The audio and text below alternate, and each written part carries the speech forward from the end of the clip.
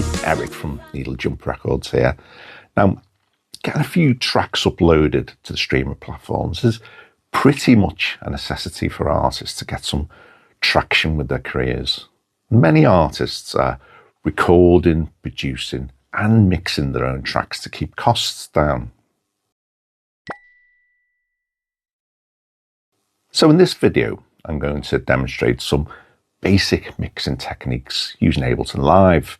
Now, I am producing an album with Jasmine Louise, who's a talented British singer, and here I'm going to run through mixing the vocals specifically. So I started with 12 tracks captured by the recording engineer. Now, a lot of care was taken with the EQ at the point these 12 tracks were recorded, so I didn't need to spend much time actually EQing the individual tracks before I got into the reverb and compression settings. I'll start with Jasmine's vocals. I have takes on track 1 and track 2 here, and I've applied slightly different settings to both the tracks. I've doubled the vocal track, which is a pretty standard approach for creating that richer tone, but the independent reverb treatment is a bit more unusual. On channel 1, I started with an Ableton stock reverb called Vocal Airy. Now, this is a great way to EQ a track whilst adding some life to the sound using a subtle reverb only for the higher frequencies. Now, the goal of adding this setting is to get some clarity, some control, and to actually achieve a natural sound. Now, vocal tracks rarely have any useful information below 100 Hz, so applying a reverb high pass at least at 100 Hz is good practice to start with. And I've applied also a boost here at 5K to compensate for some of the mic dynamics and give a sense of air to the track. Now, next in my chain, and this is quite controversial, is a Hall dampened reverb. Now, this is controversial as reverb is generally added after compression rather than before. And that's particularly true for a soul stroke pop song of this nature. However, I've decided to reverse things here to help the vocal blend better with the extensive Hammond organ swell that you'll hear in the track.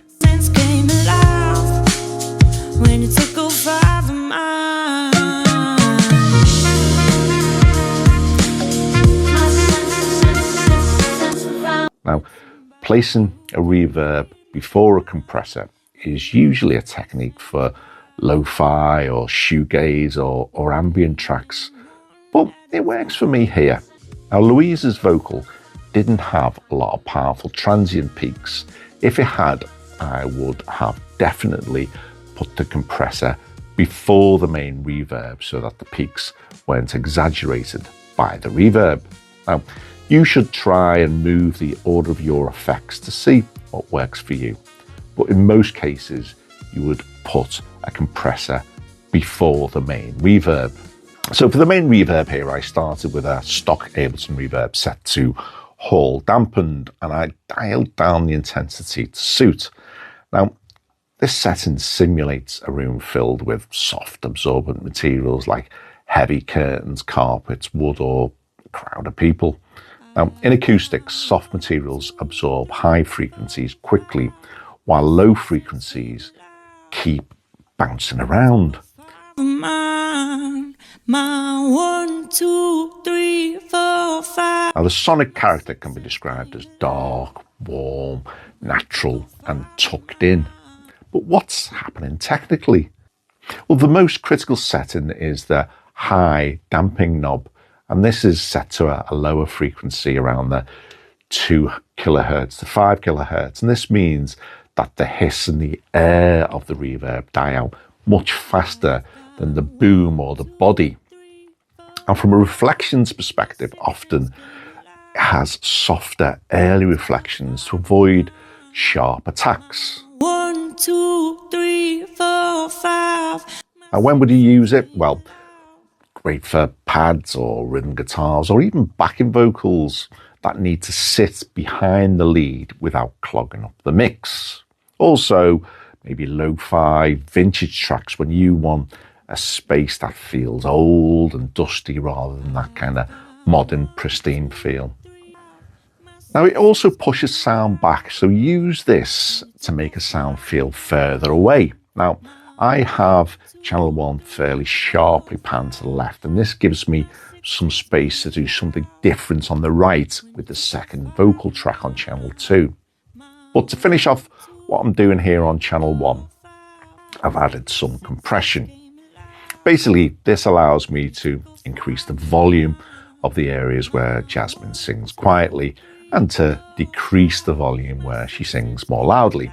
Obviously, we need to use this compensation sensitively, or we will take out the character of Jasmine's performance. But a small amount of compression will just help her vocal to cut through the other elements of the track.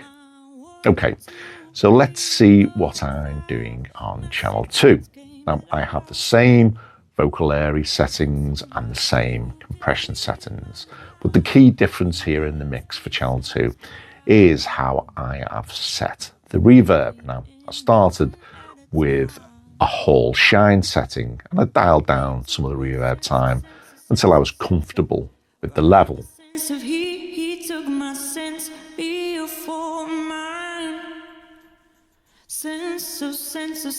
Now, this setting simulates a space with hard reflective surfaces like marble, glass, tiles. Now, the sonic character of this gives this glassy, airy, maybe expensive and upfront feel. But what's happening technically? Well, the high frequency damping is disabled completely, or at least set very high, maybe 10 kilohertz plus. Now, this treble decays just as long as the bass, creating this long sizzling tail.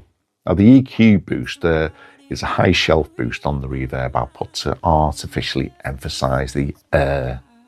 So when would you use this? Well, you would use it exactly on this track, lead vocals, to give that pop vocal, modern, expensive sheen. You'd also use it maybe on trance and ambient leads to create that massive ethereal space that fills the stereo field. Now, I have panned this right to a level where the balance between channel 1 on the left and channel 2 on the right give that feeling of Jasmine performing from the center. 4, 5, my sixth sense came alive when you took all 5 of mine. 1, 1, 2, 3, 4, 5. My sixth sense. This summed sound between the left and the right then gives the effect of a room where there are maybe soft furnishings to the left of the room and some more reflective surfaces to the right. So my process from here is to bring in the drums to check that none of these drum frequencies disturb the vocal. I brought in a compressor setting here that specifically helps with punch, and it's aptly named Drums Punchy. Once I was happy with the gain on each of these settings, I then bring in the bass. And again, some compression is needed here. In fact, I needed 2 compressors on the bass. The first was the Ableton Bass Punch, which helps push the mids to give me a bit more energy to play with. He can hear things I can't see, and everything I dream he breathes. Now, the second standard compressor I used to allow me to increase the volume for the quieter notes whilst holding back the volume on those louder transients. Now, these 2 compressors combined ensured that the bass had a consistent presence to keep driving the track along with the kick drum. No, he took over my mind and bought the sixth sense. Now, as this demo is really focused on the vocals, I won't cover EQ for the rest of the tracks here, but I will do on a future session. From a production side, I didn't need to do a great deal with the track as it had been really well planned and thought through before it was recorded. However, I did agree with Jasmine that the extended horn section 2/3 of the way through would really benefit from some additional backing vocals to give this section some additional interest. Now, I didn't need to ask for any further recordings here. What I did is I reused some sections from the backing vocals towards the end of the track. Now we're getting towards the end of the track here. I have actually removed some of the drums. This allows this backing vocal area to come through with a bit more energy, to change the general energy of the song and give it a bit more variation. Okay, well, I hope you've found this session useful. Now, don't forget to like and subscribe, as I will be diving in a bit more deeper to EQ in future videos. Lasers.